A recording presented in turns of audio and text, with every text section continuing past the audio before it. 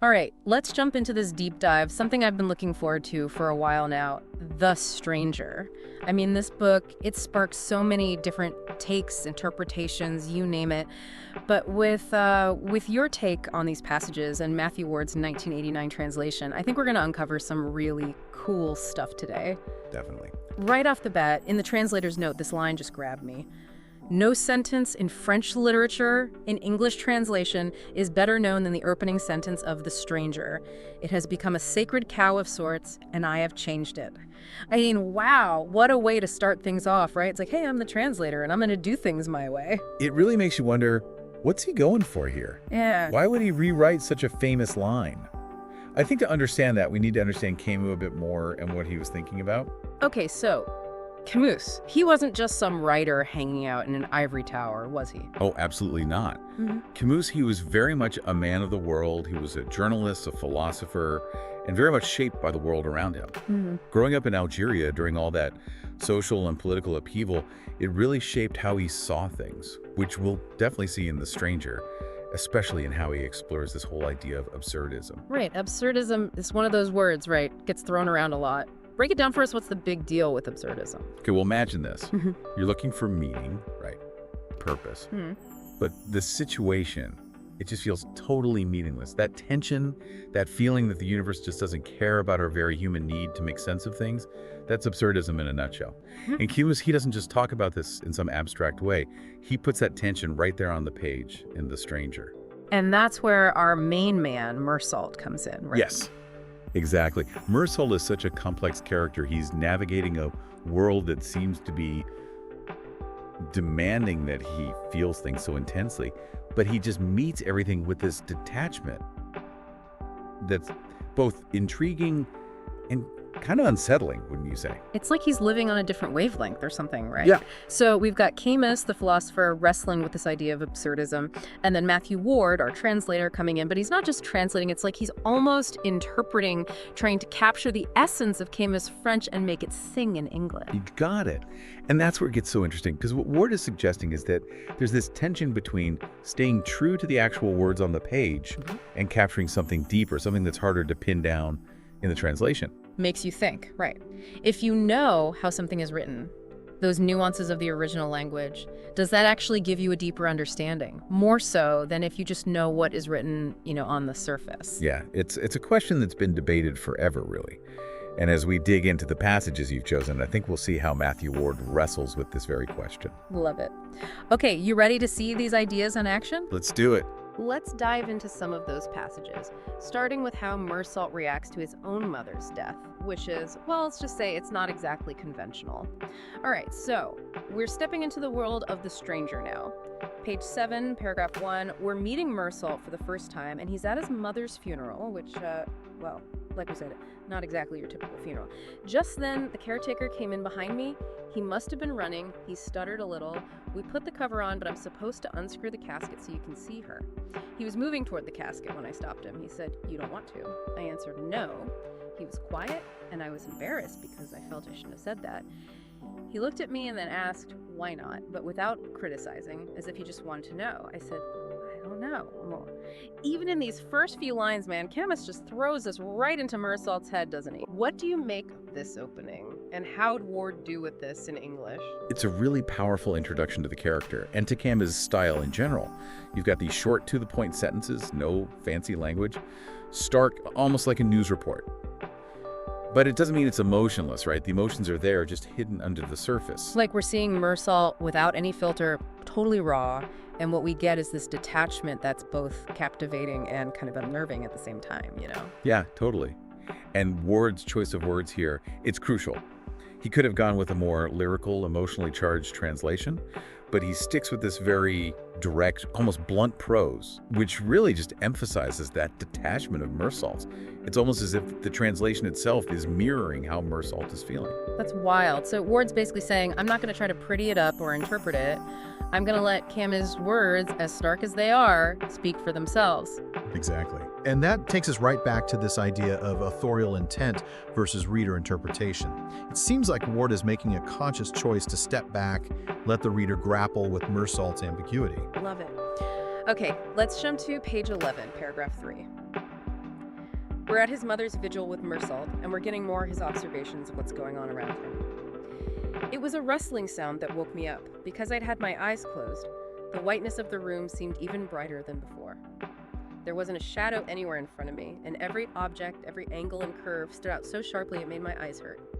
That's when Mama's friends came in. There were about 10 in all, and they floated into the blinding light without a sound. They sat down without a single chair creaking. I saw them more clearly than I had ever seen anyone, and not one detail of their faces or their clothes escaped me. But I couldn't hear them, and it was hard for me to believe they really existed. Wow.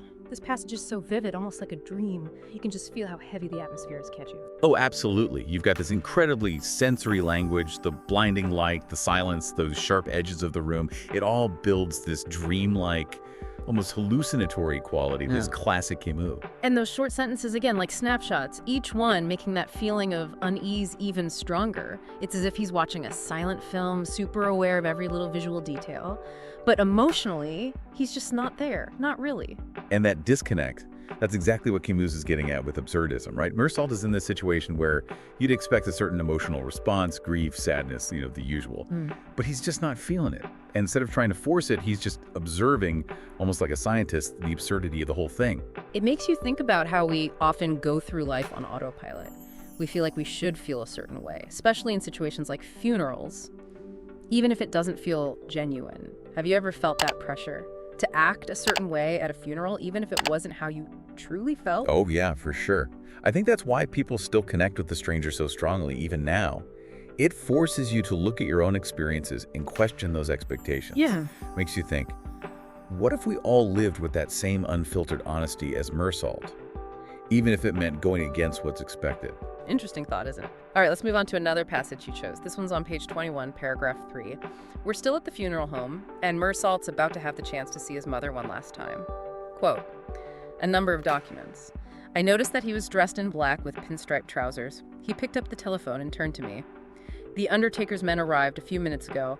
I'm going to ask them to seal the casket. Before I do, would you like to see your mother one last time? I said no. Yeah. It's almost funny how matter-of-fact Meursault is. Right, the lack of drama is almost shocking. But that's what's so great about Camus. He doesn't need big, dramatic scenes to get the weight of the situation across. It's those silences, the pauses, those small, understated details like the director's pinstripe trousers.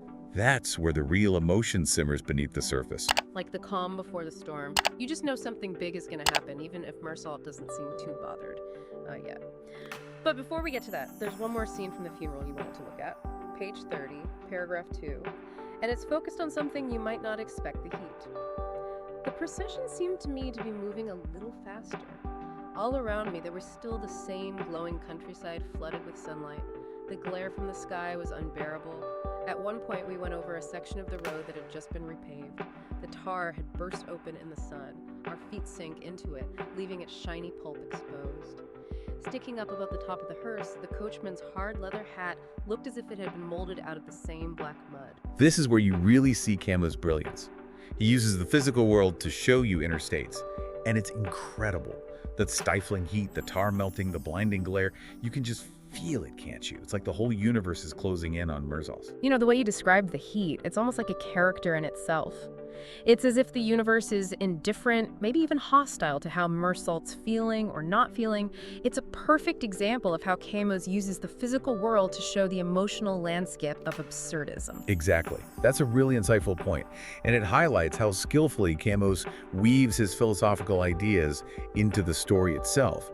He's not hitting us over the head with these big existential statements. He's letting the setting, the atmosphere do the talking. It's like he's saying, hey, look around. The world doesn't revolve around you. The sun's going to keep shining. The tar's going to keep melting, whether you're feeling something or not. Right, and that can be a tough one for us humans to accept. Us always trying to find meaning in all. Tell me about it. Okay, before we move on, there's one more passage here. Page 56, paragraph 1. This one really hit me differently, especially after that last one. It's Meursault's neighbor, Salamano. He's lost his dog. Then he left, yanking at the animal, which was letting itself be dragged along, whimpering. It's just one sentence, but wow. I know, right? It just hits you. And it's so different from how Meursault reacts to his own mother's death. Salamano is just devastated about his dog, and we feel that, don't we? It really makes you wonder, can Meursault even feel that deeply? Is he even capable of it? It's like Camus is saying, hey, look at all these different ways we grieve, what's normal, what's appropriate. Which brings us to a pretty pivotal part, that scene you picked out with Meursault on trial. I don't want to spoil anything for those who haven't read it, but something's happened, and the prosecutor is summing up his case against Meursault. Page 94, paragraph 1. He reminded the court of my insensitivity, of my ignorance when asked Maman's age, of my swim the next day with a woman, of the Fernandel movie, and finally of my taking Marie home with me. It's like he's listing off groceries or something, but they're all such normal things. That's what's so striking about it, right? He's taking Meursault's actions, his everyday choices, and twisting them, trying to make them proof of guilt. It really shows you the absurdity of a system that's more concerned with how things look than with actual justice. It's like he's judging Meursault not for what he did, but for who he is. Or I guess who society thinks he is because of how he doesn't show emotion the right way. Exactly. It's like he's saying, this guy didn't grieve the way we expect him to, so he must be guilty. It's really a powerful indictment of society, isn't it? All that hypocrisy, the pressure to fit in, to follow the script, even when it comes to emotions. Which brings us back to Matthew Ward. He wasn't just translating words, was he? He was translating a whole philosophical debate, a social commentary that still matters today, maybe even more than back then. Absolutely. And he had to get all of that, the absurdity, the social criticism, into his translation. It's like he had to translate the silences too, right? The spaces between the words, where Camus makes us really think about our own ideas about life, death, being human. You nailed it.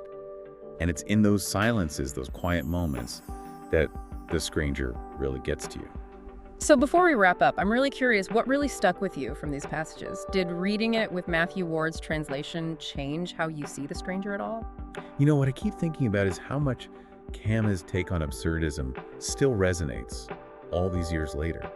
We might not be in the exact same situations as Meursault, but that disconnect he feels between what we're looking for in life and how indifferent the universe seems. We've all felt that. Totally. It's like Camus is giving us permission to be okay with that absurdity, to accept that there aren't always easy answers, and to just be real, to be authentic in our own experiences, even if they don't fit into society's neat little boxes. I love that. And maybe, just maybe, if we embrace that absurdity, we can find some freedom in it, a way to live more honestly, even when the world's telling us to do otherwise. That's a powerful thought to end on. Really appreciate you taking this deep dive with me into The Stranger. It's a story that stays with you. If you haven't read it, go check it out. And if you have, hope this gave you a fresh perspective. Keep those deep dives going.